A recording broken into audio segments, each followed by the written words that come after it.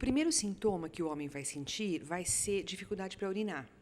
Ele vai notar que o jato de urina ele não é tão consistente como costumava ser e que ele vai começar a urinar muito mais vezes por dia.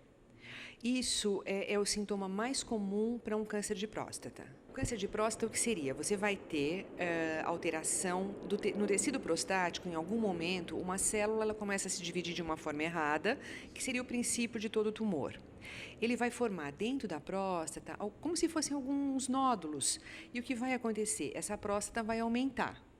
Quando a próstata aumenta, por ela passa o canal, onde a uretra, então ele vai ter uma dificuldade para urinar por um problema extrínseco, uma compressão extrínseca. E isso ele vai notar que tem alguma coisa errada e vai levá-lo ao médico.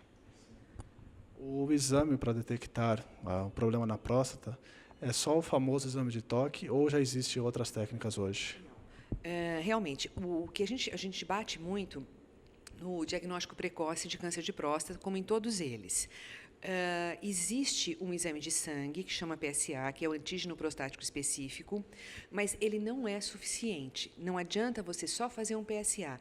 Tem que ser feito junto um toque com um exame clínico. O médico tem que tocar essa próstata, ver como que ela está. Se ele achar que a próstata está alterada e o paciente tem um PSA elevado, ele vai pedir um ultrassom e uma biópsia. Daí vai detectar que tem um tumor e nós vamos iniciar e ver qual a programação terapêutica para esse paciente. A gente está falando de um câncer de próstata localizado, porque existem pacientes que têm o diagnóstico já por uma doença disseminada. Algumas vezes os pacientes eles não têm tanto essa alteração, ou às vezes você tem tumores mais agressivos que mesmo pequenos, eles já dão metástase, eles vão para outro lugar. Então o diagnóstico é feito por uma lesão à distância. Se você tem um tumor localizado na próstata, o tratamento ideal vai ser o quê? A cirurgia ou a radioterapia. Atualmente, com os processos mais modernos de radioterapia conformacional, de braquiterapia, você pode até escolher um tratamento não tão invasivo com um resultado final igual. Porque a cirurgia, ela tem realmente alguns efeitos colaterais que o cirurgião não consegue evitar. A radioterapia já não teria tanto. Então, no caso, o tratamento de câncer de próstata, ele é radioterapia ou cirurgia ou os dois, ou hormonioterapia. A quimioterapia para o câncer de próstata, ela só está indicada depois que o tratamento radioterápico, o tratamento com hormônio falharam. Então, você já vai entrar com o que a gente chama de uma segunda linha de tratamento.